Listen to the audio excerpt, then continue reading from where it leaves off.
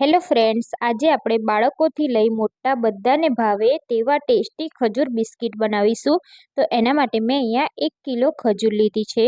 તો ખજૂરને આપણે 2 ચમચી ઘીમાં શેકવાની છે. તો ખજૂરને આપણે ત્યાં સુધી શેકવાની છે જ્યાં સુધી તે એકદમ એકરસ ના થઈ જાય અને બધું સરસ રીતે ઓગળી ના જાય ત્યાં સુધી આપણે તેને શેકી લઈશું આ રીતે. હવે આપણે તેમાં ડ્રાયફ્રૂટ એડ કરીશું. તો 1/4 કપ જેટલા આપણે ડ્રાયફ્રૂટ્સ એડ કરીશું અને બધું સરસ રીતે આપણે મિક્સ કરી લેવાનું છે. 5 થી 7 મિનિટમાં સરસ રીતે ખજૂરનું આ રીતનું મિશ્રણ રેડી થઈ જશે.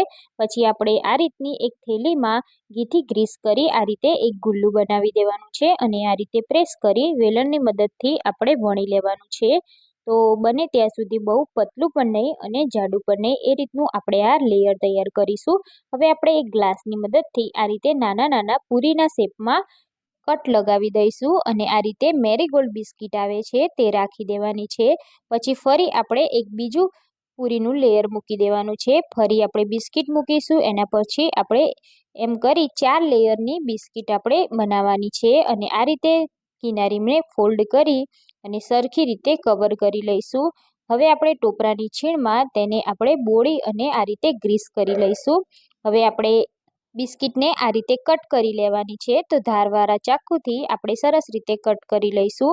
અહીંયા આપણા ખજૂર બિસ્કિટ રેડી થઈ ગયા છે.